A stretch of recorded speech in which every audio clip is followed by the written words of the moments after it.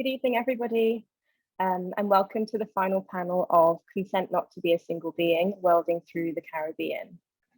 My name is Daniela Rose King. I'm Adjunct Curator of Caribbean Diasporic Art at the Hyundai Tate Research Centre Transnational.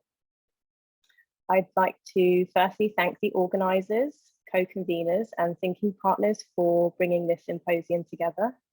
That's Odessa Warren, Ling Tiampo, Paul Goodwin, Toshio Watanabe, Suk-Young Lee, Alex Farquharson, David A. Bailey, Ose Bonsu, and Emma Jones. Thank you also to Dan for AV support today. I'm delighted to be introducing this panel on ecology, where we'll hear from three groups of speakers on the various intersections of ecologies, visual art practices, and the Caribbean.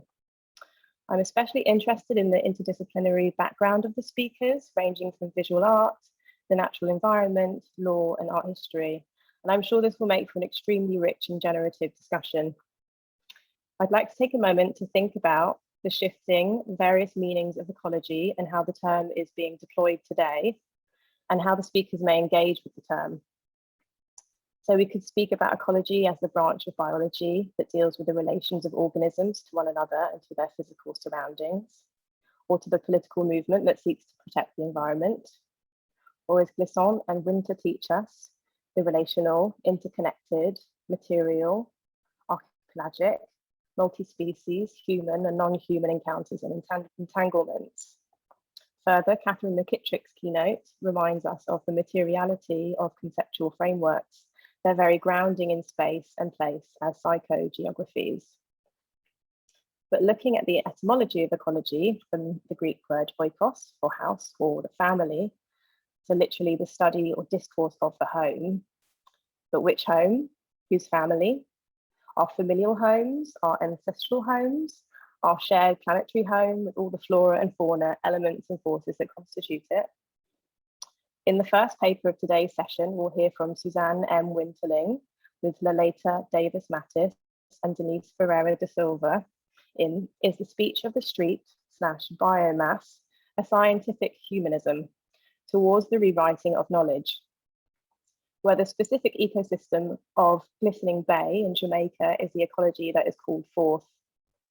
After this, we'll hear from Roshini Kempudu and her paper Black Gold to Dust, Visualizing Counter-Narratives and Slow Violence, where another ocean ecology, this time of Guyana, will be brought into focus alongside the land-based communities and the intertwined, indistinguishable relations to sea and land.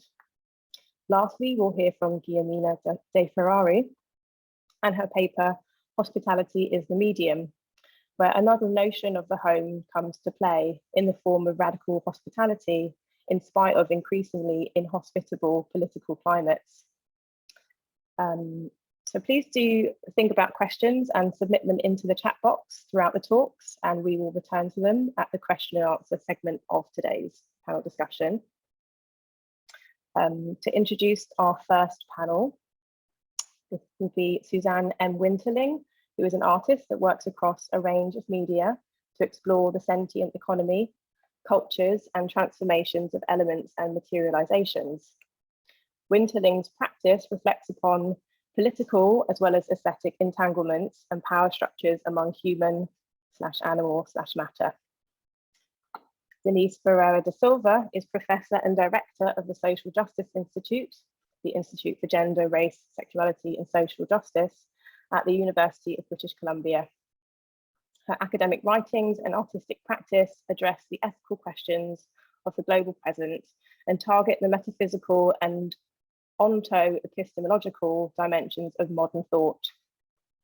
Laleta Davis-Mattis is an adjunct lecturer of environmental law, Caribbean International Environmental Law at the University of the West Indies and core collaborator of planetary sensing.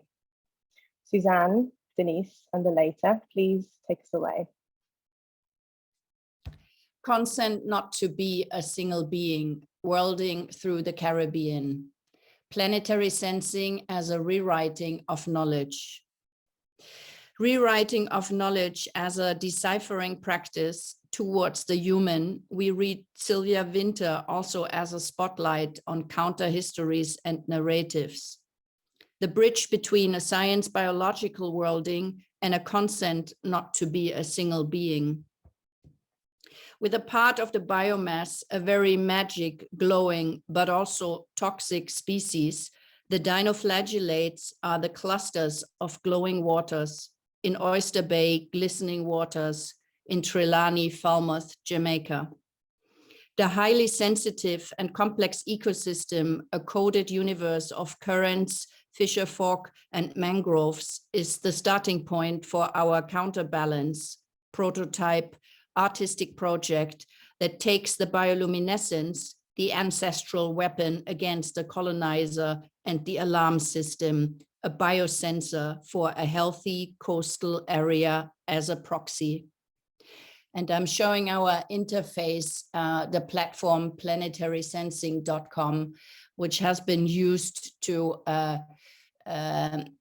gather the base of the Caribbean with a geodata animation, as you can see on the screen now, working in the way of a video game, and imaginary connecting all the base, but also connecting a cluster of humans to share stories, science, and their knowledge around the base. Planetary Sensing Navigations Below the Surface is an artistic research project with prototyping and networking in the interconnection between arts and social ecological justice. The project is an investigation, an aestheticization, and mobilization based on the universal rights of nature, with a focus on marine resources.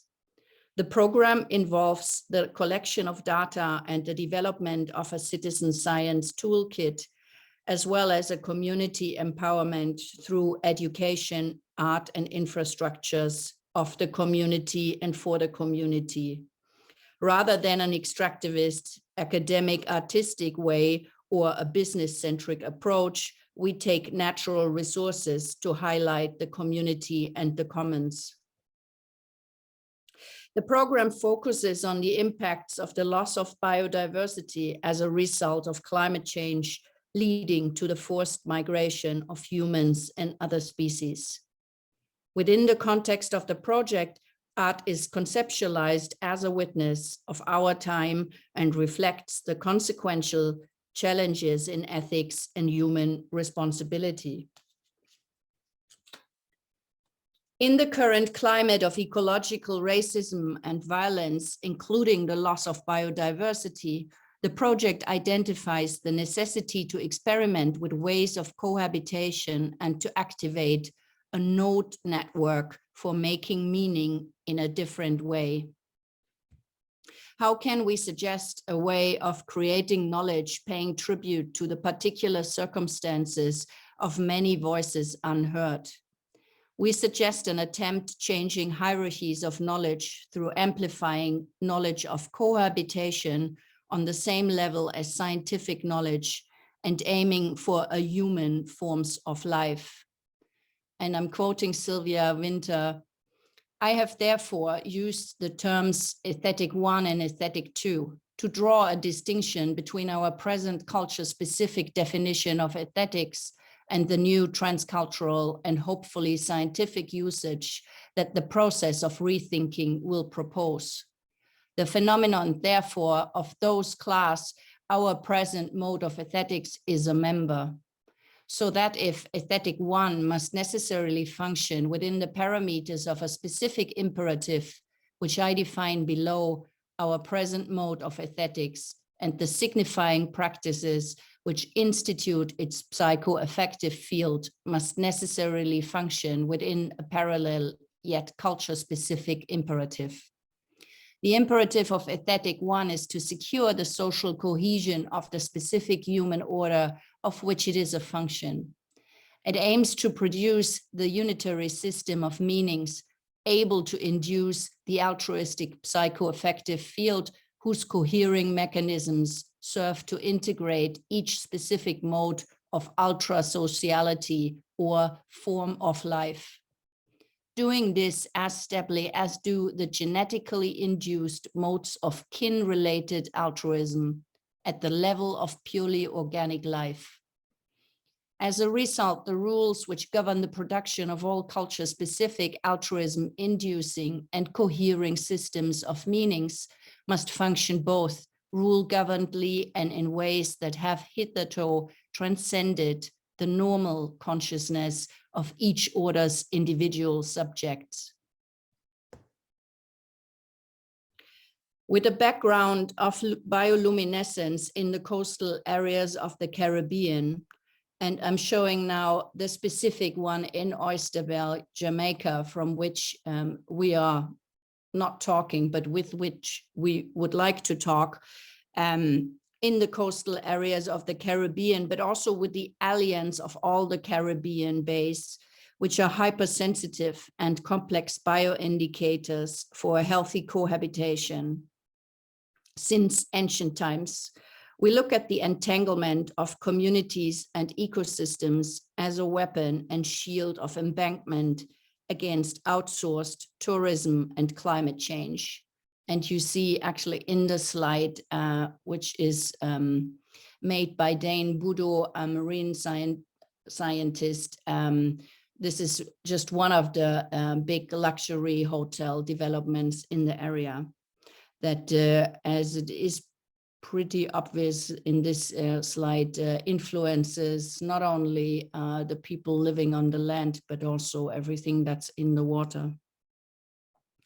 With that as an approach to look at the entanglement of communities and ecosystems, as an approach to the human, we experiment with an ethical principle for natural rights that disregards the distinction between living and non-living matter.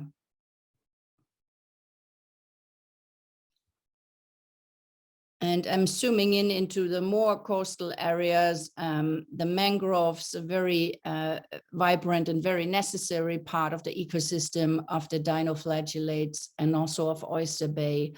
But it's also a coastal security of climate change and also sea level risings. And the mangrove we take as our alliance as well, because the mangrove is a nurturing, it's a more responsive than extractive plant, and it actually prepares the ground and the water for many, many, many things to come. And I thank you. I'm handing over to Denise while I'm starting an animation. It's actually an animation in 4K, so you have to apologize. The excerpt version on the screen from what's called the Planetary Opera Divided by the Currents, and it has in its soundscape loads of elements of the ecosystem of the dinoflagellates, and it's modeled with the scientists exactly on the biological form they cluster with. Ethically, planetary sensing reflects an image of existence, corpus infinitum, which presents it not in terms of relationships, but as a context which is marked by singularity and implicancy, one in which everything retains its dissimilarity, that is, in which everything exists as such, as a singular composition, as well as immediately and instantaneously, deeply implicated as in with each and every other existing thing. This ethical principle, which I call deep or abyssal implicancy, is central to the project's commentary on the political architecture of the global present, in particular, to its attention and its intervention in the operation of the colonial, racial, and cis-heteropatriarchal matrix of power, that is, in its operation in the extractive infrastructure of the tourism industry, which is the means through which Jamaica, as other post-colonies, are forced to participate in the global economy. The principle refers to a reorientation that takes place at the infrastructural level of thinking. And interstructural is a term inspired by Karen Barrad's notion of interaction, by the way. But in any event, it's not so much about what we say about things, how we go describing or interpreting them. It is about what we assume about them and how they exist. So it refers to what I'm calling the existential moment. By that, I mean that it involves more than an intellectual displacement, critical or theoretical, more and beyond a shift at the level of discourse or of language in general. Implicancy demands, necessitates, and yields new terms and formulations, and also other bases for making sense of things. More importantly, this reorientation simultaneously involves a transformation at the level of the sensibility. And when I say sensibility in this context, I'm thinking of it in terms of the Kantian program and his mapping of cognition. Among other things, this means that I'm already taking into account his description of the relationships between sensation, the imagination, determination, and reflection. And that I am also highlighting the fact that sensation is the moment that recalls existence. Anyway, when considering this reorientation, I find inspiration in Glissant's Poetics of Relation, in particular, his invitation to reframe the liberal political setting. So deep implicancy in a way reflects his general move or mood, a mood that is poetic rather than analytic. Also, it begins and stays with, in the sense that it follows and traces many figurations and operations of colonial and racial violence. And it also reflects Glissant's description of his move to relation, in which I find helps me to specify, to spell out what I have in mind when considering implication, even though it's not the same as Glissant's relation is a bit different, but his move towards it helps in that. So how do I read Glissant? Let me say from the outset that my choice in reading Glissant is to start and stay with his point of departure, which is the cut or the unmediated or the immediate distinction that sets the course of his exposition. This is the violent dislocation, I quote, the Africans who lived through the experience of deportation to the Americans, end quote. This inaugural movement that obtains something that would fall under relation. This distinction, this relation that sets the stage for many things, including two of relevance here. The foregrounding of the ocean. So instead of the land, whether as the place of departure or the place of arrival, the foreground of the ocean gives existence imagined from on that boat, that terrifying womb or matrix crossing the ocean. This boat, Glissant describes, pregnant with as many dead as living under sentence of death, end quote. The abyss, or the absolute unknown.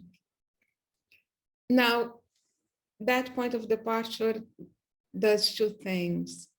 It refigures something that is grasped as time, I quote, in actual fact, the abyss is a tautology, the entire ocean, the entire sea gently collapsing in the end into the pleasure of sand, make one vast beginning, but a beginning whose time is marked by these balls and chains gone green, end quote.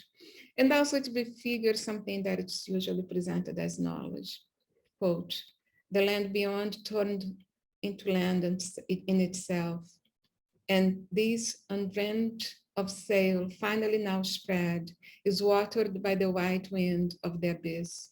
Thus the absolute unknown projected by the abyss and bearing into eternity the womb abyss and infinite abyss, in the end became knowledge.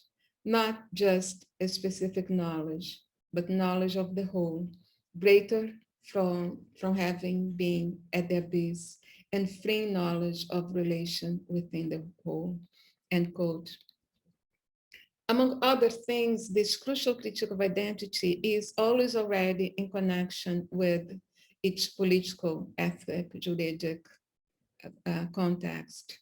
I quote, that claim to or of consciousness of a lineage inscribed in a territory which is distinctive of the nation state, but also other similar formations. In sum, from the abyssal, Glissant derives a notion of relation that yields a non-totalitarian sense of totality or unity, non-totalitarian in many ways, including the vision of knowledge it allows, which is one that does not presume, demand, or impose universality and transparency, or their related onto epistemological descriptors, formality and efficacy, and pillars, separability, determinacy, and sequentiality. Those elements that enter in the configuration of the post-Enlightenment political architecture in all of its moments, in its economic, symbolic, ethic, and juridic moments. Let me stop here because this refiguring of the ethic and the juridic is crucial to a major aspect of planetary sensing, which is about how the rights of nature inform our approach to the legal aspects regarding oyster-based ecosystem, broadly defined, that is, as it's imagined in terms of the deep implicancy between its human and non-human resistance. And Laleta will take it from here. My part of the presentation will focus on this dynamic project, addressing glistening waters, rights of nature, and the dynamic interface with science, arts, law, humanities, and indigenous community knowledge. The presentation is being done within the context of the consent not to be a single being world in the Caribbean. And based on these concepts, the consent not to be a single being takes the Caribbean and Caribbean thought as a starting point to reconsider global histories of art and contemporary public cultures. World in the Caribbean enables us to imagine new intergenerational, interracial, and interregional possibilities of being together and new modes of shaping public culture. In terms of our histories, we cannot divorce our cultural experiences from nature. They are intertwined. How we see nature is a reflection of how we see ourselves. The ocean, that was once our enemy, and I think Denise mentioned that in her presentation, as peoples of African descent who were taken to other parts of the world, we were taken across oceans. That became, in a sense, our enemy. We were thrown overboard. We were killed on the oceans. We were treated as shipping cargo. So in a sense, the same ocean that was our enemy through the transatlantic trade in Africa has always also been the core of our existence, because we all know that without the ocean, then the world will cease to exist as it is. So what are the project objectives? And Suzanne did mention some of them, and I just wanted to articulate a little more in terms of what it is that we are seeking to do. So we are seeking to determine the conservation methods for the ecosystem supporting the dinoflagellates at Glistening Waters Bay in Falmouth, Trelawney in Jamaica, to employ the rights of nature doctrine and to seek regulatory approval for the enforcement of these rights. Because if we are claiming rights and if we are ascribing rights to nature, then there must be a way in which those rights can be enforced. And in so doing, we'll have to engage with stakeholders, which includes local universities, colleges, governments, scientists. In terms of the profile, the falls under the concept which Suzanne also mentioned, and Denise, planetary sensing navigations below the surface. And it's a network project based on the universal rights of nature with a focus on marine resources. The program involves the collection of data and their distribution in artistic forms. It also focuses on the impacts of the loss of biodiversity as a result of development and climate change. And Suzanne did mention that also in her presentation. We all know that there is a right to development, and as small island developing states, as Caribbean states, that's a right that we ought to also enforce. and different Caribbean countries, for example, in fact, globally, humans are also being ascribed constitutional rights as well as nature. And so the program will focus on the impacts of the loss of biodiversity as a result of development and climate change, forced migration of humans and other species within the development paradigm. What that also means that development also removes people from their traditional places, and in a real sense, that's also depriving them of rights. So the project also seeks to focus on sustainable livelihoods. Continue with the project profile, artists conceptualizes the witness of our time and reflects the consequential challenges in ethics and human responsibility.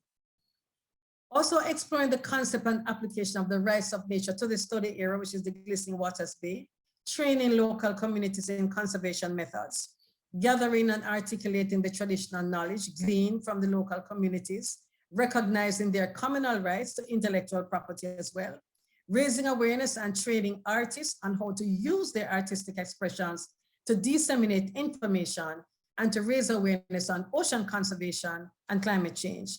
And of course, developing a public education program on the rights of nature, ocean conservation to be utilized by schools and local groups. The project also seeks to engage with the commercial tourism sector, and Denise mentioned that as well, that benefit from the resources at the Glistening Waters, and to define their roles more specifically in this conservation initiative. We also seek to create a sustainable funding mechanism for the conservation methods consistent with the project.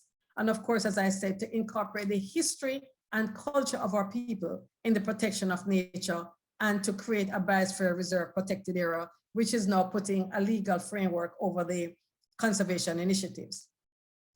I'll skip quickly the project duration for an initial period of 2 years. And we have 3 collaborating universities, the Norwegian University of Science and Technology, the University of the West Indies, and the University of British Columbia, we're representing here today.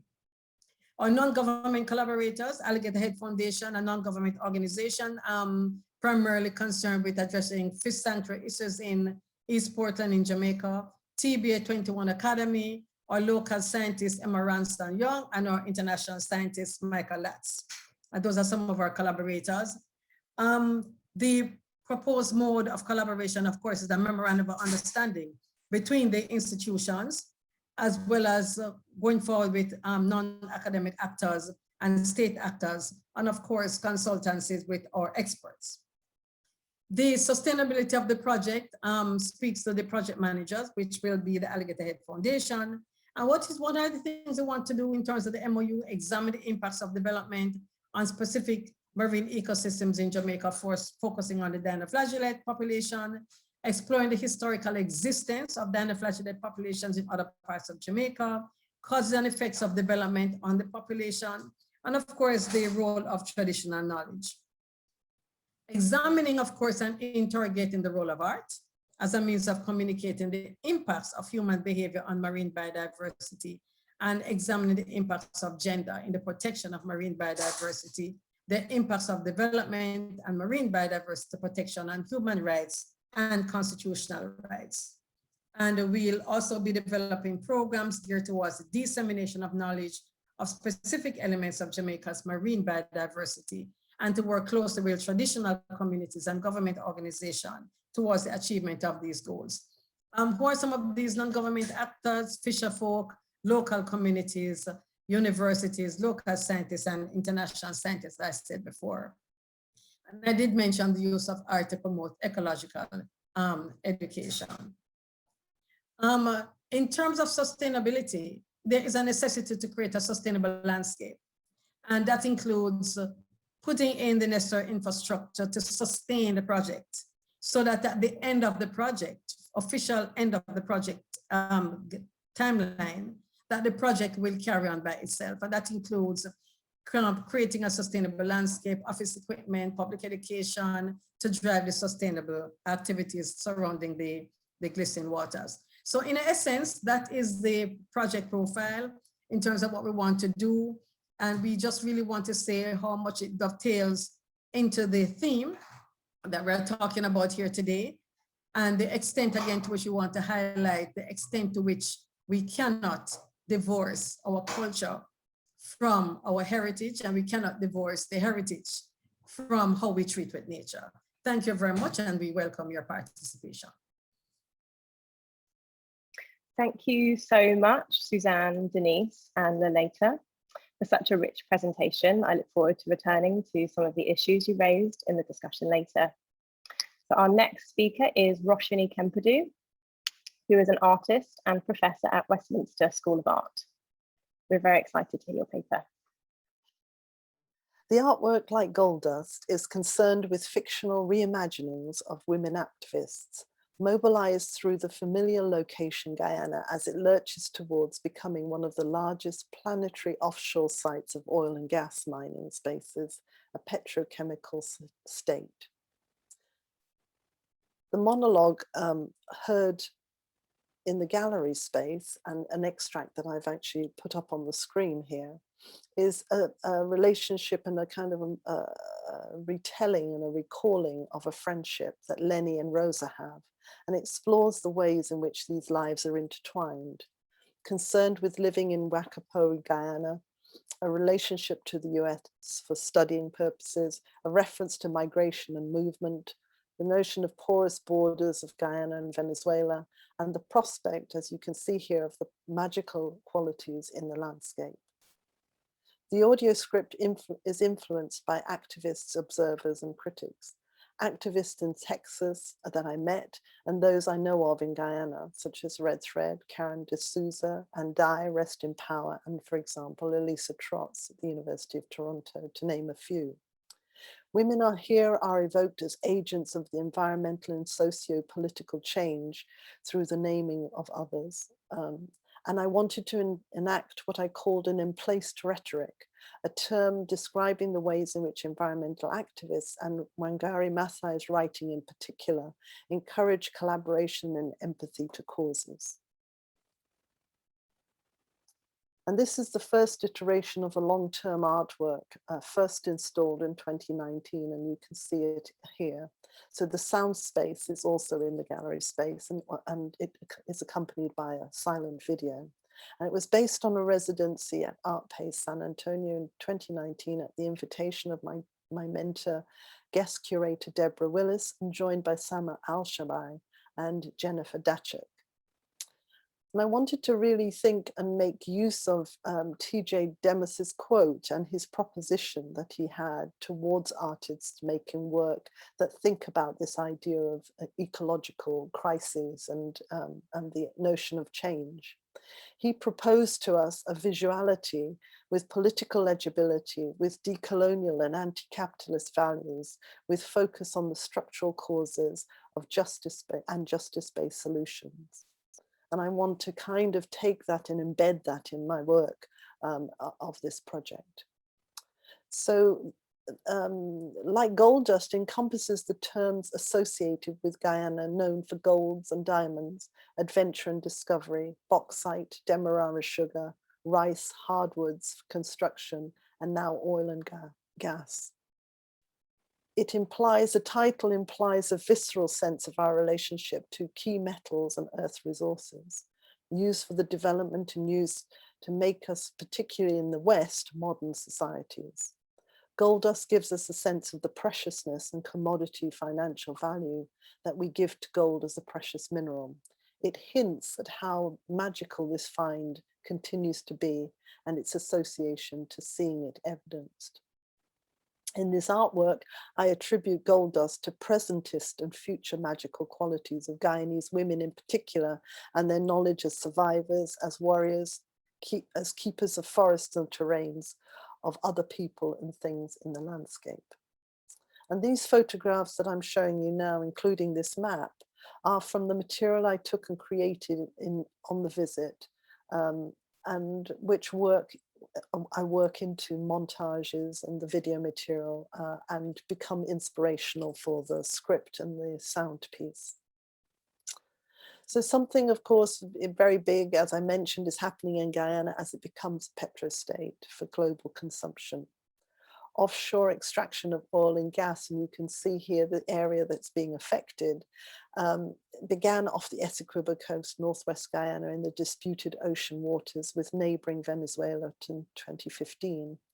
As Melinda Janke, the environmental lawyer from the Justice Institute in Guyana, who's seeking legal recourse, has explained, the current agreement with the Guyana government will put Guyana into debt to the oil companies, and needless to say, poses environmental and political risks.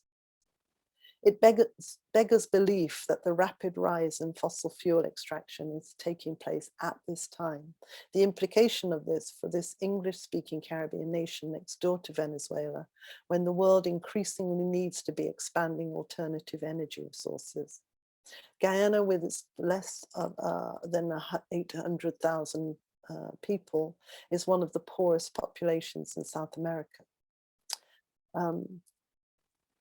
And this is based on a return visit to Guyana in 2019 as part of the project, which is my ancestral homeland, as a daughter of Guyanese parents of the Windrush generation, who returned and lived there in Guyana during my teenage years.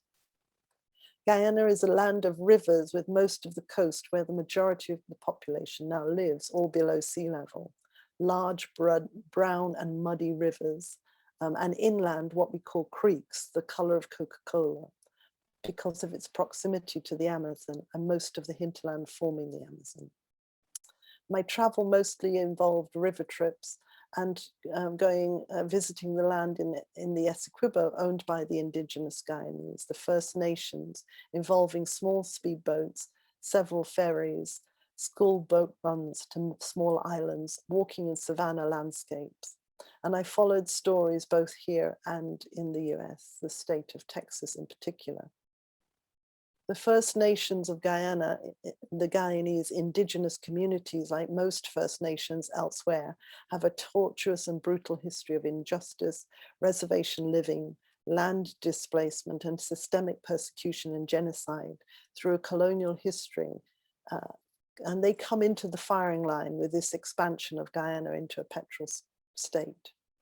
The work then seeks to embed legacies of commodification through slavery and capital and the activism to counter it. My response to my memories of and witnessing in the contemporary landscape was to do with exposing the slow violence of colonialism and its relationship to its practice of environmental extractivism. The artwork needed to be about women's experiences of what is a transatlantic planetary issue.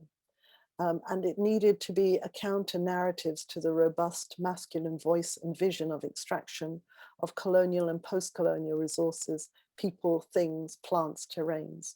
Imagining a world that contributes to activism, voicing the cumulative violence to women's bodies, violence to landscapes, violence to oceans. In other words, reimagining in the context of continued ecological devastation. I am thinking about Saidiya Hartman's proposition of us to think about the afterlives of slavery. So we may reflect on this artwork as a commentary of the continuance of extraction, violence, subjugation, and debt as conditions to as afterlives of slavery, and turn to the archive and popular culture, some of which you'll see here, as a way of embedding this slow and long violence associated with colonialism. And its relationship to Texas and the industrial wealth of the West and Europe. We can see here, clippings that are associated with Venezuelan immigrants that are moving to Guyana in this kind of rush for possibility of wealth. And of course, we're thinking about the image that we live with, which is the one of the oil baron. And we also researched archives in Texas of how Texas as a state became this place of oil and spend and wealth. So Like Gold Dust offers a symbolic visualizations of white economics and its connection to the notion of extraction of resources, indigenous dispossession through a layering aesthetics of rupture and fragmentation. This is some of the details of the images I created. Like pockmarks in the river's space. Like Goldas has a silent video entitled A Cautionary Statement, and you'll see two screenshots from there. And I don't have time to show it here, but the title referred to the technical term used in prospecting and associated with approximate guesstimates of wealth. And it's just interesting to see how these technical terms act as points of obscurity, if you like, of obscuring this level of knowledge about oil and extraction and people's rights, etc.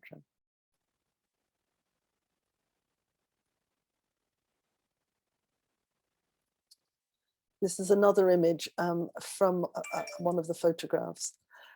So like Goldas is the performance of stillness, of integrity, and looking back is something that I've been working with for a long time in my imagery.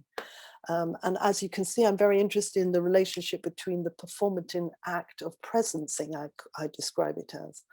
I am willing an embodied enunciation as an act of insistence of presence that Wynter suggests in her phrase, where she uses the term hybrid auto-instituting, languaging, storytelling species. She reminds us of the transformative powers of poetic knowledges as people and women who are not merely biological beings, but inscript ourselves into being. And her claim that we were never human, and the need to fundamentally take account of the ways in which we narrate ourselves. My work has always worked with the possibility of different scenarios, what ifs, taken from grains of stories, histories, and memories.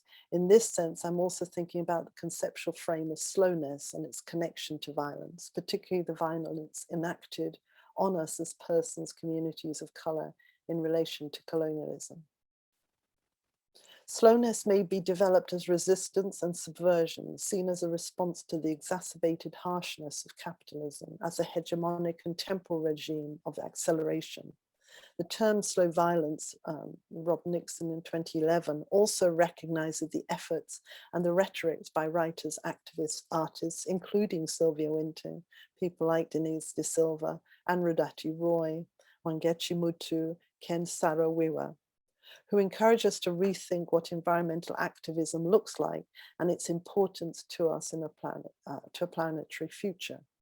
They describe and enact responses to pernicious and persistent violations to the terrain and everyday life experiences, particularly to those who are disempowered and often involuntarily displaced, caused by ecological neglect, corporate greed, and the aftermath of colonialism. I want to imagine a possibility of a future, particularly in this moment. It's not only acknowledging the writings of a more pessimistic and nihilism, apocalyptic and dystopian images, particularly associated with Blackness and humanism, but also to consider possibilities, glimpses from the space in which imagination escapes and takes flight. The poem on the wall as part of the installation by Sarah Little Crow Russell, I used in the gallery space, offers a sharply focused commentary of elements involving protests through performance, historical narrative, and beneath the surface of the earth, a lurking, the possibility of revolution once more. And this is an extract from it. Other planets, associations, and other worlds in which this planet was not for us, or technological prosthetics and extensions to the human body, are all proposed as new knowledge. I infer in this project, like Goldas, an alchemy of and by women with sounds, readings, and visuals as a magical process, combining transformation and creation, imagination and balancing the systemic violence towards Black bodies. Activism on this planet, in this place, in this space, here and now, is also another possibility. And that there is also another way of looking, being and inhabiting that we might learn about, take from and evoke from histories of activism, some of which I've already heard of and seen as part of this process. The work by the First Nations, for example, continue to remind us through protest movements and poetic spaces. And again, this is the kind of research that I took from whilst in Texas, that was looking at the Trans-Pecos pipeline. Earth elements containing memories such as trees, their roots, dust, soil, river, water, wake are posed as alternative evocations. The importance of I also just wanted to stress the importance of the visit to Guyana, and particularly the Essequibo, where I sensed a deep, deep awareness and knowledge and a relationship to the landscape associated with a memory and personal experience. It resonated with Sarah Littlecrow Russell's writings whilst on residency in ArtPace, and in relation to the work, the protest movements that I found in the Trans-Pecos pipeline. On the one hand, the particularity of what was Guyanese, but on the other, how they speak to current and historical sentiments. It is this evocation and inextricable link I gesture towards, a fictional imagined space and a link that contains possibilities, but also embeds the historical stuff of legacies and nightmares, slavery followed by indentureship, the violence towards and displacement acts of First Nations people by settler colonialists, inhuman acts, white privilege and supremacy. The work gestures towards how we might constitute our Black bodies as sovereign, as autonomous. How might this include thinking and being that requires a step change in our relationship to the materiality of the landscape and terrain for a more recognizable futurescape? Thank you. Thank you so much, Roshini, for such a thought-provoking paper. So much there to return to later. So lastly, we'll be hearing from Guillermina de Ferrari, who is Professor of Spanish and Art History at the University of Wisconsin-Madison. She's a 2020 Guggenheim Fellow and the author of Vulnerable States, Bodies of Memory in Contemporary Caribbean Fiction from 2007, Community and Culture in Post-Soviet Cuba from 2014, and Apertura, Photography in Cuba Today from 2015. She is co-editor of the Routledge series, Literature and Contemporary Thought.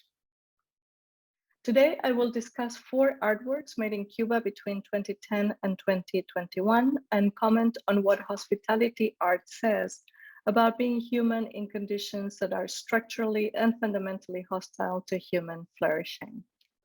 So the first artwork is this one. The most talked about artwork in the 2015 Havana Biennial was this temporary artificial beach on the Malecon. The beach was a magnet for locals who would congregate by the ocean, sheltered from the sun by tiki huts, enjoying beer and conversation with friends. A review of the installation noted that Cubans harbor the secret desire that it stays there forever. The contrast between the soothing sun and the bustling city was eye-opening. In a city that has long been more welcoming to tourists than to locals, the temporary beach imagined a more hospitable Havana. The title of Arles del Rio's installation is Undertow. The Oxford English Dictionary defines undertow as an underlying feeling that is contrary to the prevailing atmosphere and is not expressed openly. In other words, undertow evokes what Raymond William calls a structure of feeling, an emergent ideology. I suggest here that undertow represents a structure of feeling in contemporary Cuban art that reframes civic engagement as inseparable of care. In 2015, a more hospitable Cuba seemed possible following the Obama-sponsored thawing of US-Cuba relations, but that feeling receded quickly. In contrast, Cuba today is a nation submerged in an acute economic crisis and a medical disaster zone during the COVID-19 pandemic.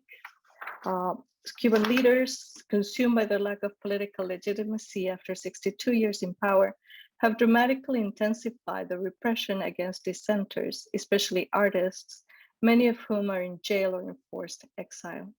In a recent interview, independent journalist Abraham Jimenez Enoa describes 2021 Cuba as an unlivable country. Retrospectively then, Arles del Rio's installation serves to name the symptom. It shows that something is broken in the way Cubans are forced to live their lives. Sharing joy with others is radical in a particular way. It reaffirms the conviction that belonging to a world is a human right. The title of this talk, Hospitality is the Medium, refers to conceptual artworks that, regardless of their material support, play with the conventions of hospitality to name, remedy, and reinvent the political. In my argument, hospitality is a horizontal social practice that blends art, politics, and ethics. My second example is Celia and Junior's The Smell Coming Through My Window from 2010-2011. The annotated kitchen table reads, April 6. The winning number is 30. We're going to eat shrimp today. The inscription by Luis Garciga means it's his turn to buy and cook shrimp for the team. The table is part of A Smell Coming Through My Window, the installation that the artist duo Celia and Junior, along with Garciga, Javier Castro, Gretel Rasua, and Renier Kerr, built during a six-month art residency with Habana Cultura. The installation, that consists of table, chairs, plates, inscriptions, is built following a predetermined set of rules. Each artist played La Bolita, the underground lottery, daily between November 2010 and May 2011, each betting the equivalent of $1 on a pre-assigned number that corresponds to an edible animal in local vernacular culture. Whenever one of the artists wins, they buy and cook their assigned animal for the entire group. Artists keep tabs on the table, each following their own system. The days that nobody wins, six clean plates, one per participant, are piled at one end of the table. At the 6-month mark, a total of 1,008 plates tower on one side, indicating 168 days in which nobody eats, at least in theory. In turn, piles of 6 used plates appear in the winner's assigned seat, each pile marking the artist's lucky day, the day they get to host a meal for others. So this means that in 6 months, they ate almost 15 times. The concept behind this piece is a suggestion that survival in Cuba is a game of luck. Attaching meals to the lottery highlights the uncertainty that comes with the difficulty of finding food and being able to pay for it with local salaries in the dollarized economy. The title, A Smell Coming Through My Window, suggests an open invitation for friends and neighbors to drop by and sit at the dinner table. The allusion to smell highlights the volatility of fortune. As invisible particles that spread following the direction of the wind, smell is particularly vulnerable to what Christina Sharp calls the weather, an expression that underlines the need for changeability and improvisation in situations of crisis. The communal making of the installation is analogous to the internal mechanism of the piece itself. Celia and Junior won the residency, and Garciga, Renier Kerr, Javier Castro, and Gretel Rasua joined in. In this image, we have Castro and Rasua. These artists have a long-standing practice of plugging themselves into one another's artistic project. In an interview, they clarify that even though they're not part of a collective, they have a tradition of collaborating and sharing one another's successes. Rasua appreciates that the piece helps institutionalize struggling with contingency, replicating what happens in the streets. So part of what is remarkable about hospitality art is that it thrives undercover, thanks to its participation in other economies, such as the daily need for sustenance, and its overlap with voluntary informal associations like friendship. Hospitality is a practice usually performed in full sight that facilitates interdependence within the group while diminishing dependence on external political structures. As an effort to co-opt everyday social practices so as to live as well as possible with others, hospitality art offers an ethics of small acts. Third example is Leandro Fea's Hotel Roma from 2017, and this is a still from a film. Hotel Roma is the name of a rooftop bar in Old Havana. It opened in December 2016 and operated for most of 2017. That was the year that brought Karl Lagerfeld's Chanel fashion show, as well as countless celebrities to Havana. That year saw the unprecedented emergence of many fashionable bars. Hotel Roma, a place to see and be seen for tourists and locals alike, was one of them. The bar never closed. It even stayed open during a hurricane. Leandro Feal, featured here in the middle in Hotel Roma, is a photographer who captured the social scene at Hotel Roma for fun. Then he officially managed the bar's Instagram account. People would go to the bar hoping to be photographed by him, and Feal invited customers to kiss. The kissing game became very popular. Random customers would ask Feal to photograph them kissing someone they didn't even know. At some point, Feal felt so consumed by the erotic tensions of the space that he threw his camera from the rooftop to the street. The broken cannon became the centerpiece of the exhibition Yo no hablo con fotógrafos, I don't speak with photographers, shown here at Galeria Servando in Havana in 2017.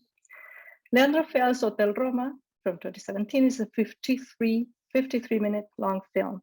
It consists of 19,000 photographs shown in succession at a constant speed of 6 images per second.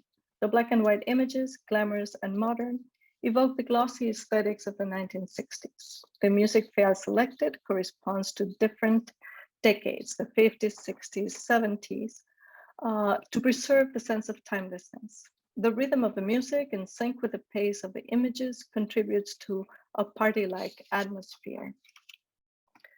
So Hannah Arendt wrote about the banality of evil. Martha Nussbaum wrote about the fragility of goodness. Leandro Feal's film is about the goodness of banality in an inhospitable world. And this is what I mean. The rooftop bar is an artificially sophisticated and global atmosphere separated from real everyday life at the street level. The value of the film is in part sociological. In the succession and repetition of images, one can figure out how the site functions socially as an enclosed, almost fictional reality that cancels out a Havana that is a complicated social space. I'm not the only one to see film as a playful archive in which to explore temporary communities based on joy. Abel Gonzalez, the curator of I Don't Speak with Photographers, describes an economy of promiscuity, and I quote, Hotel Roma transforms its subjects with its sexual and political promiscuity. Everyone takes what they need. Conservatives surround themselves with liberalness, millionaires with poverty, tourists with local flavors, communists with dissidents. Few are unwilling to get naked or kiss one another. Polyamory is the ethos among the initiated. End of quote. So this is my reading. This is a site of cosmopolitan conviviality. It produces interruptions to the norm in favor of an artificial, reinvented, multicultural society. And the main value of this bar, and as the film celebrates, is that it operates on the assumption that there's more than one good life. And the last example is the 100-hour reading of Hannah Arendt by Tania Bruguera in 2015. For the 12th Havana Biennial, Tania Bruguera hosted a 100-hour collective reading of Hannah Arendt's The Origins of Totalitarianism. She invited friends and intellectuals to her house to read with her. She also placed loudspeakers near the open doors of her house in Old Havana to share Arendt's words with passers-by. The reading event was at once intimate and public, as Bruguera extended her house beyond its walls and let outsiders join the event. With friends spending days and nights inside her house, the artist was simultaneously host and hostage. In fact, Bruguera was literally a hostage of the Cuban government at the time, given that she was under house arrest for scheduling a public performance about freedom of speech. Hosting the communal reading was for her a celebratory act of political defiance. The revolutionary state interpreted it that way and responded by sending a loud repair crew to Bruguera Street to disrupt the party. And I want to show this image that shows that only the section of the street that corresponded to her house was actually being repaired. In an emergency, sheltering others can potentially level the odds of survival. When catastrophes are man-made, hospitality is a political act. In dictatorships, sharing material and effective resources is a deliberate effort to counteract misfortune together. Solidarity has the ability to change not just the scale of vulnerability, but the public thing itself. It invigorates a civic society that no longer depends on the state for help. A horizontal hospitality is a rehearsal for democracy. It uses a familiar expression of sociability as a tool with which to think what it means to share a fate with others and to define democratically what that fate means. Hospitality art is effective partly because it's contractual. When the Cuban state security officers break up a party, they play their assigned roles. It is as if they cannot help themselves.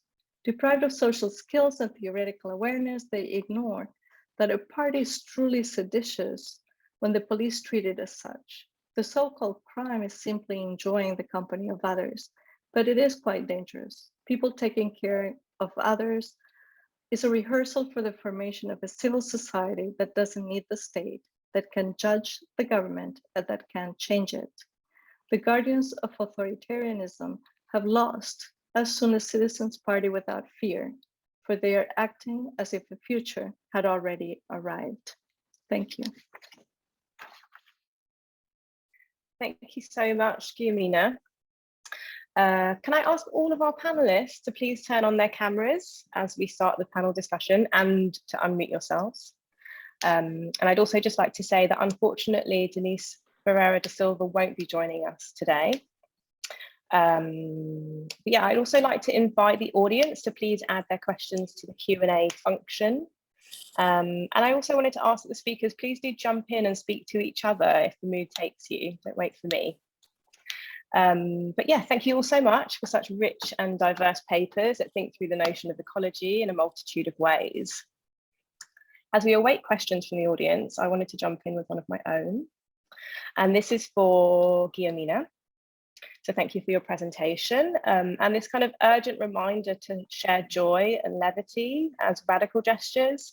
I wonder if there's anything else you might like to say about the necessity for joy or cosmopolitan conviviality, to use your words, in the realm of artistic and/or political practices of the Caribbean. I feel like there's something there about joy and ecology and ways of being together. Well, the topic of my book project is how to flourish in situations of circumstances that are beyond one's control and that are hostile to human life. And so in this context is that I'm looking into hospitality in Cuban art. And I think in the context of a dictatorship, joy is so radical. And it opposes the need for, hiding and communicating in clandestine ways. And so it's something that is a practical, everyday activity that becomes radical just because the context makes it so. And I think that Cuban artists have managed that in a very skillful, conceptual way, and that's what I'm trying to bring up in the paper.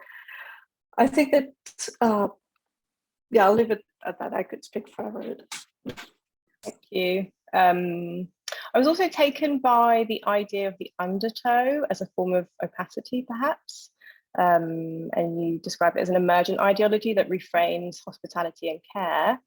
Similarly, I was struck by the questions of sustenance, food sovereignty, solidarity, the impulse to live well together, and how these works explored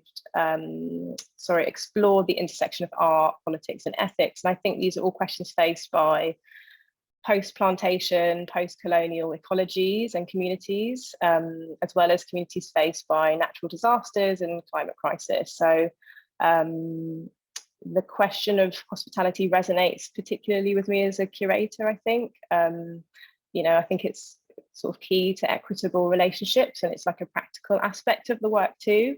I also feel like hospitality is a key aspect in the creation of communities and working groups, and as such, I wondered about how it might figure in the work of planetary sensing, so for Suzanne and Laleta,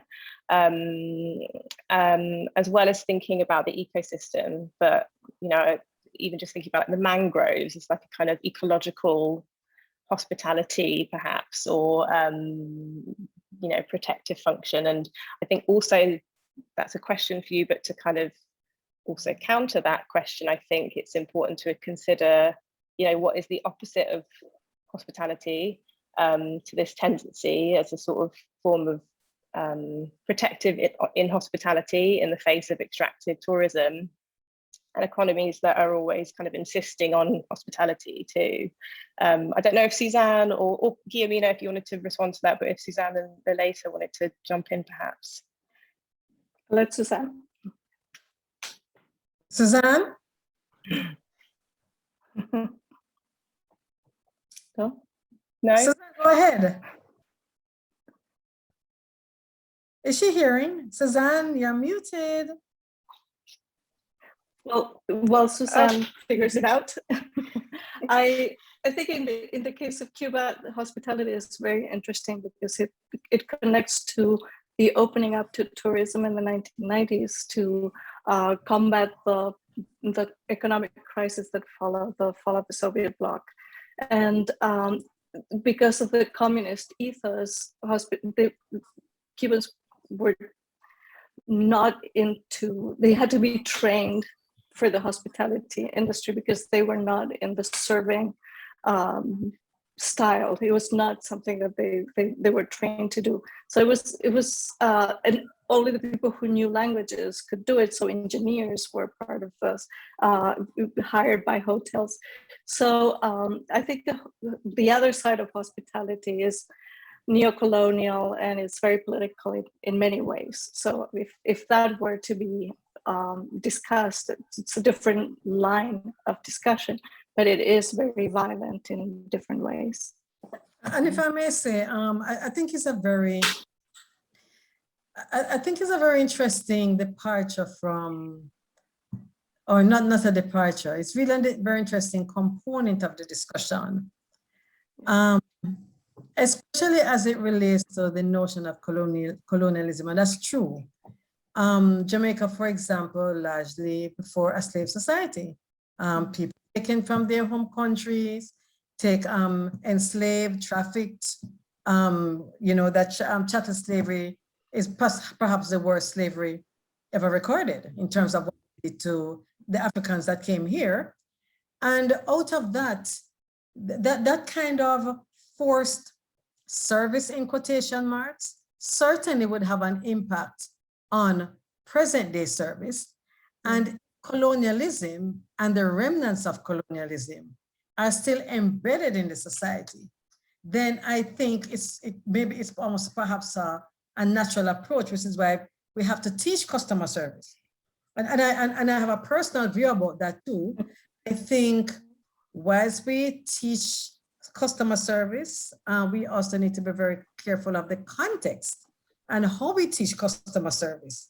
Because if, for example, we talked about the tourism industry, if we are replicating elements of colonialism within the tourism sector, if it is that we are bringing in other words, if our guests are representative of our oppressors, then we teach customer service has to be very important. If our visitors are still representatives of oppressors when we leave our own shores and go somewhere else, then we also need to be careful how we treat with customer service and what are we perpetuating among our people.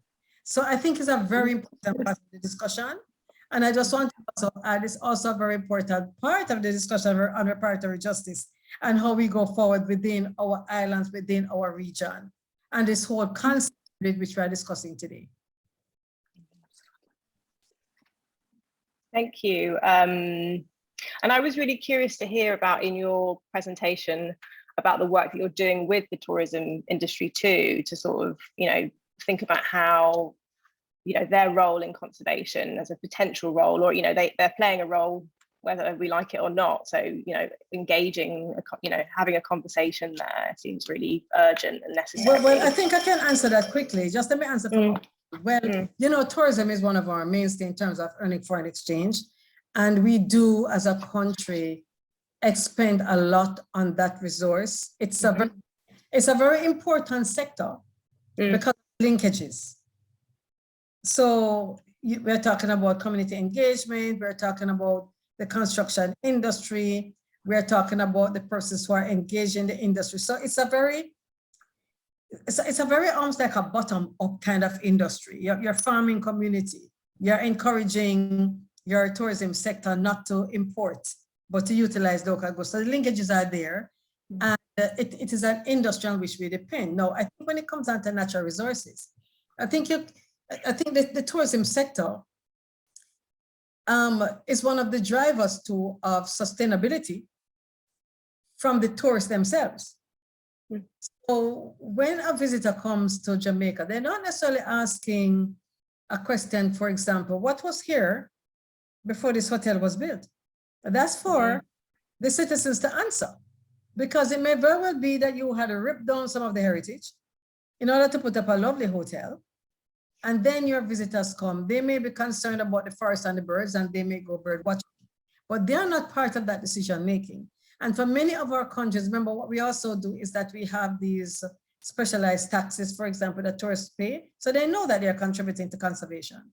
So I think the conservation argument, as it relates to the tourism product and the tourism services, should actually be internally driven. Because when you can dictate what it is that you want for your economy and what it is that you want for the preservation and conservation of your natural resources, then it will not detract from your industry, it will actually benefit. Because remember, the tourism sector also has all these programs, Blue Flag when it comes down to water quality, Green Globe when it comes on to conservation measures within the industry itself. But I think it has to be internally driven. I think there is a role for local community based organizations, local communities, not only for the local communities to go in and make bets. And it may seem, I'm not making a discriminatory statement, but it goes back to what is it that we are replicating and how do we replicate that? And what is it that we teach our people in the replication? And so for me, platforms such as this, the concept of the wording throughout the Caribbean is very important, because I think there is a way in which we have to reshape the dialogue, to reshape the dialogue for our people. And there's a way in which we have to say to our people, we own the resources and that they have a part to play in the conservation of the resources as we build out these other elements from which we are going to earn foreign exchange anyway. Absolutely. Thank you so much, Laleta. And also just to mention that I think we lost Suzanne. I think her internet connection might have failed, so hopefully she'll find her way back into this discussion. But Laleta, you're doing a lot of work representing the group, so thank you. So I had a question now for the group, but I'm going to direct it to Roshini, and it's about magic. I'm thinking in the frame of Sylvia Wynter's call to rewrite knowledge and her assertion that human beings are magical. I think the question of magic as a sort of another knowledge or as a relation, and you mentioned in your opening poem the magical tricksters, and I think, particularly when I think of Guyana and someone like Wilson Harris and his writings of the landscape, thinking about the kind of magical realism and surrealism within that work. And also thinking about the bioluminescent, the dinoflagellation. Yes. Thank you, Laleta. These organisms and the sort of, how ancient peoples or, you know, our predecessors, and still today it's this very magical experience, right? I'm just wondering about maybe the place of magic in your work, or how that resonates with you, Roshini. I mean, you know, I grew up with Aubrey Williams's work, right, in the Caribbean and in Guyana, and equally so, my parents, you know, in a very interesting way, introduced me to the Amazon in a, you know, we used to make journeys in there where a lot of people hadn't had the opportunity, apart from the people living within those the Amazon, to engage with the forests in that way. And of course, what's interesting about that is just how transformative a First Nations knowledge is around thinking about their relationship to the earth, their relationship to the forest, their relationship to sustaining themselves within that space. So, you know, I mean, I think, you know, for me, that's where that kind of idea of how we think about that, the depths of knowledge that a First Nation communities might have about nature and about earth, and about their relationship to the earth, that we can take away from. So for me, that's always been something that has been there. And you know, I mean, you know, a lot of my school friends, etc., have this incredible fear of that landscape, right? The landscape things are very big, they're very dark, they're very kind of like, you know, there's a fear that is engendered through colonialism, actually, that are about that kind of particular type of landscape, which I think is, it's then up to us, it seems to me, as diasporic people, as people who've come and played our part, I have to say, in terms of that oppression of our First Nations in the Caribbean, in Guyana, you know, about uncovering and understanding that knowledge and taking it and learning from it and respecting it. So for me, that's one of the things that I'm quite interested in thinking about that. But I have to say, there's something also that has been incredibly something that I've been quite concerned with, because while I was there, there's this constant interest in the knowledge of that people, that the First Nations have in Guyana and elsewhere. But it's about a kind of a power imbalance. So it's about trying to extract that knowledge and to use it for different purposes. And I think that that's where we really need to be understanding and questioning of that mode of extraction that is continuing to happen. And it's happening as we speak now, but it's also happening in quite substantial ways. So I am very mindful of not creating a fetish around it, of thinking about how it gets embedded into and is worked within a kind of a local space. And I guess the other thing about the magic that I think about in relation to Guyana is partly through a memory space, of a memory of a place that I no longer live in, and partly, and I think that we all, that as diasporic people, we have that, right, of this kind of magical moment and magical memory of another place, right? So I'm constantly thinking about how I relate to that, and how I kind of work with that and take that forward, not to kind of be exploitative of it, not to be fetishize it, but to respect it in a way.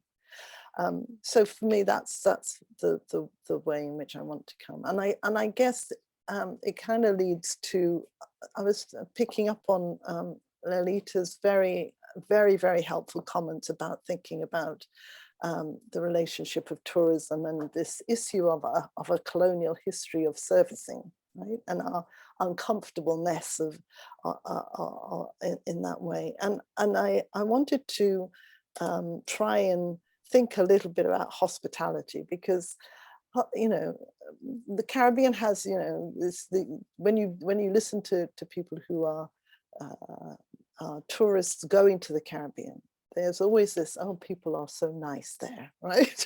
And there's this kind of automatic idea that, you know, everybody is so nice, you know, and it absolutely dissipates the very, very real levels of poverty, inequality, racism that absolutely is instilled still within our tourist sector, and and how we think about that, and our own responsibility in relation to that, particularly as people from the diaspora. Thank you, Roshini. Laleta, do you have anything to say about magic, perhaps? Not so much, but I understand it in the context of, you know, that which mesmerizes me, that which is relevant to communities, you know. The word has different connotations, and so I'd rather the connotation relating to, you know, those peculiarities about us. That makes us us. And okay, so let's talk about the dinoflagellates a little, and let's just transpose that here. So if you talk to the local community, they actually have some traditional knowledge concerning what these little critters are.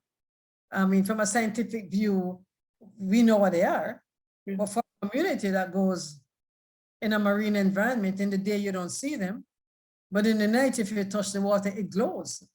And there are actual stories of people getting healed, whether it's true or not, but that's the traditional knowledge. And that adds also to the folklore and makes your life and your culture very interesting. You know, and Roshini spoke about the extent to which and she spoke of Guyana, the extent to which we allow others to come in and take that from us without compensation. So we know, for example, the Biodiversity Convention, we speak to access to traditional knowledge and benefit share, but I still think that there is a downplay within our local communities in terms of the traditional knowledge. It is the former colonizer that recognizes the value of the traditional knowledge, because it is that traditional knowledge that they're going to use and create the new pharmaceutical. I will say in my class, okay, you drink a particular plant and you know it eases your tummy ache. The scientist is going to come in and say, there is something in this plant that eases tummy ache. So they come and they get the traditional knowledge, no benefit passed on to the community, no acknowledgement after what you have done. And I think countries and communities, and of course, again, it goes back to public education. It's what you know, what you say to the community. What is the value of the knowledge that I have? Does it have any value? Or is it because my great-great-grandparents passed it on? No, we are who we are as a Caribbean region, as countries, because of that traditional knowledge. But that we used to call it oral tradition. It is traditional knowledge. And some of that traditional knowledge is also ecological. So it's important, again, that as we look at our generations to come, and I like to really focus on our generations to come. I like to think that we are trustees. I mean, we are on this platform and we are talking about all these important things, but where does this knowledge take us? How does it benefit those not yet born? And there is also a way in which, despite the technology that we have, there is a way in which we must seek to perpetuate a lot of this knowledge and not to dissipate, because Roshini spoke about memory banks. You know, how do we treat with that? Do we have memory banks in our countries? Are we recording information? Are we retaining the people's intellectual properties, for example? So there is much to do as we talk about this worlding in the Caribbean, because in fact, take the Caribbean out of the equation, we really have a lopsided world. It's like taking Africa out of the equation, you have no world, basically. Half of your resources are gone. If you were to take some countries and some peoples out of the equation, we really would have a seriously lopsided world. And we need to allow our people to think and to understand the value that we bring to the global space. And I think that's also a part of the whole reparatory justice issues that we are dealing with every day.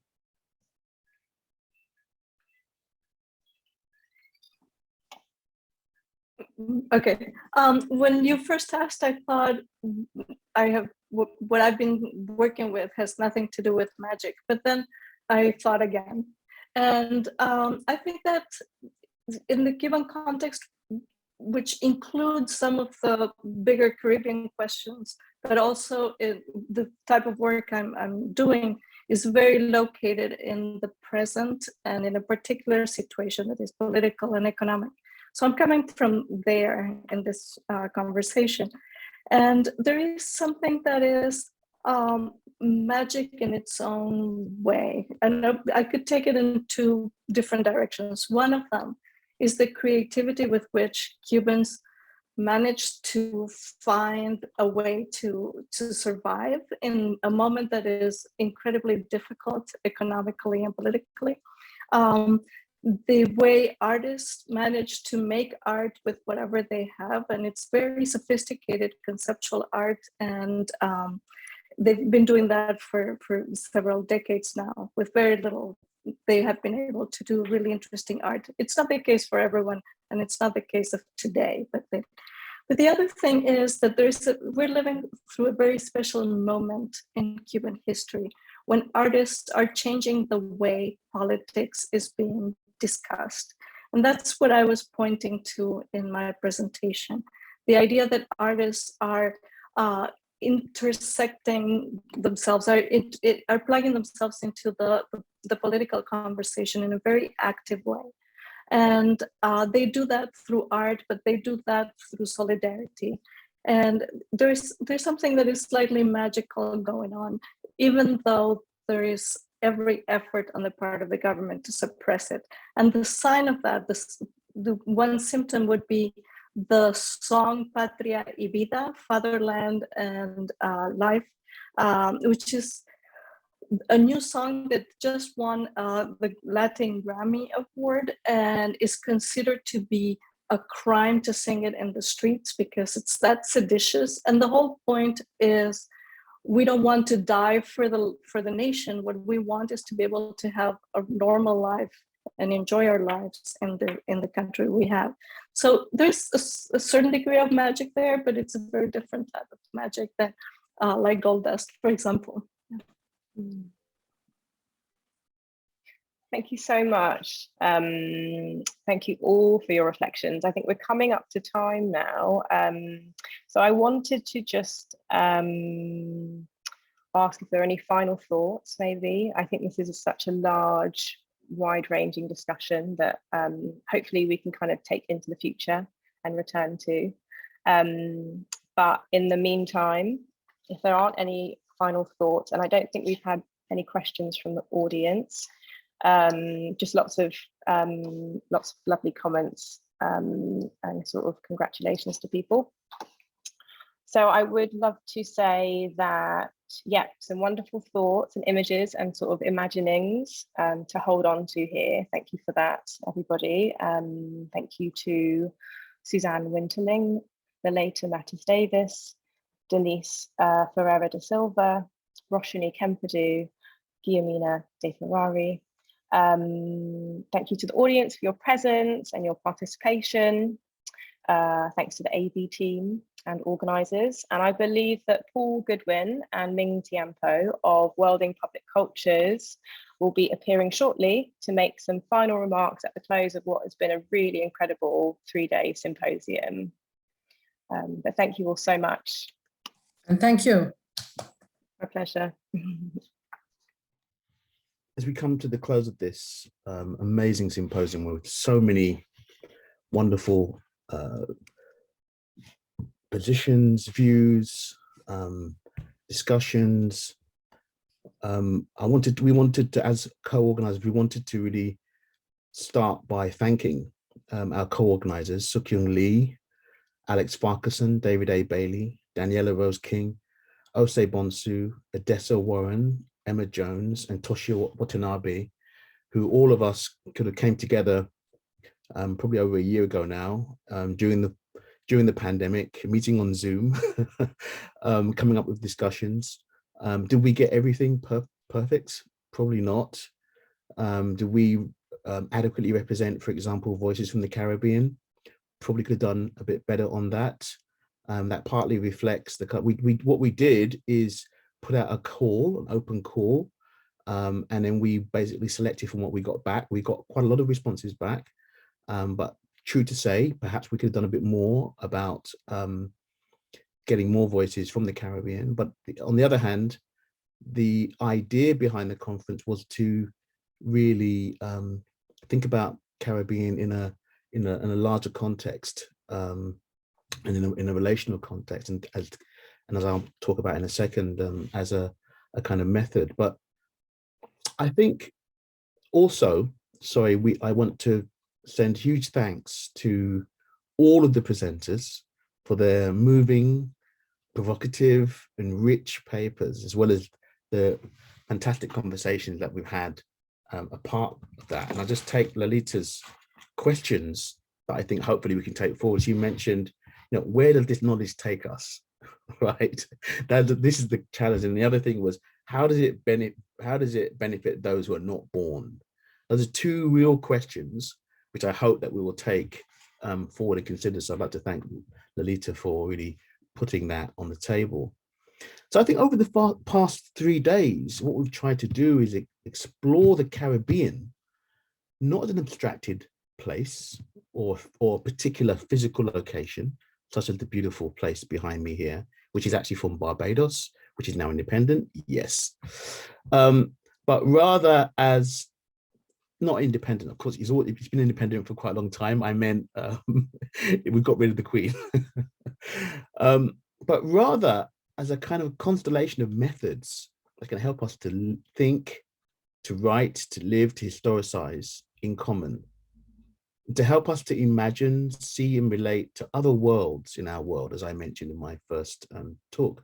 So I think we collectively attempted to answer the question, what does it mean to think from, with, or through the Caribbean as a method, as a kind of a form of method? I don't think we arrived at an answer to this open question, but I do think that we significantly contributed to what we might call this unfinished conversation, that Stuart Hall's, to use Stuart Hall's memorable phrase. And in this task, we were beautifully guided at the beginning of the conference by Professor Catherine McKittrick's generous keynote meditation on the ways that thinkers such as Paul Gilroy, Édouard Glissant, and Sylvia Wynter generously reorder the spatial, temporal, and analytical stakes of liberation. Above all, I think, through powerful reconfigurations, understandings of methodology. So really kind of putting that sense of how we need to kind of think creatively about methodology. In her keynote, Catherine spoke of, among other things, one of the beautiful things, the importance of undoing harm rather than repeatedly describing it, right? She spoke about the shift from forms of description, static descriptions, to method. And of course, along with that, thinking about a new humanism of action and practice, or in the words of Sylvia Wynter, being human as practice. How can we operationalize that? Professor McKittrick called for a kind of a planetary humanism that means that we must enter into time differently and position our intellectual work as an unsettled practice that is committed to teaching and learning and reading otherwise in order to open up new perspectives. I'll hand over to my colleague, Ming.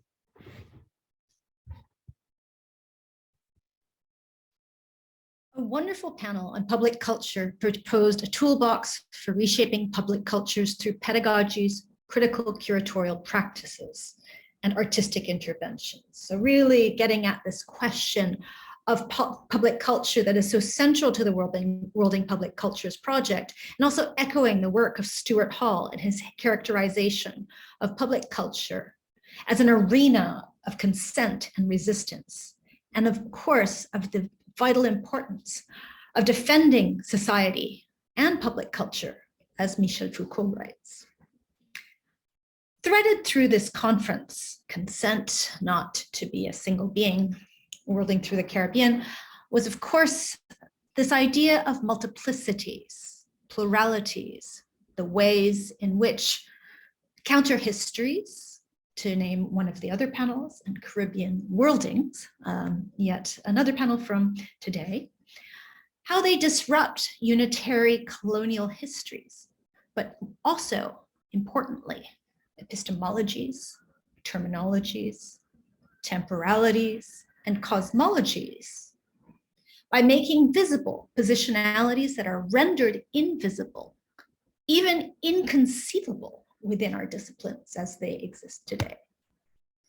So in a sense, this conference and our conversations are a call for undisciplining, for finding new materialities of knowledge through creative practice, as well as new epistemologies. It is not, however, a total rejection of European thought, which would maintain epistemological dichotomies, but really of finding ways of not just provincializing, but worlding and cannibalizing it, of bringing things together, a reinterrogation of Europe through Creole archives as an anti-colonial strategy. The stakes are high in that together, we are seeking to rethink ways of being together, of articulating Glissant's non-totalitarian modes of unity at a moment of increasing populist nationalisms and reduced mobilities. In the context of planetary crisis, as we were just speaking of just prior, we are also hoping to reimagine new approaches to ecology. How do we reimagine relationships between humans and our environment? And following Sylvia Wynter, how do we try to understand how we might do this by rethinking the human itself as a category, rethinking histories and relationalities through other kinds of humanity beyond capitalist humanities and other kinds of being. We want to express our deep gratitude to all of you for your deeply engaged relational practices as speakers, organizers, and as audience members. You have been so present for us. It's been really wonderful. And we look forward to continuing these many plural conversations with you in multiple ways and in multiple places. Worlding our practices as we build new socialities, cosmopolitan convivialities, and public cultures as modalities of social change and reparative justice for generations to come. Thank you all, and good night. Thank you, everyone.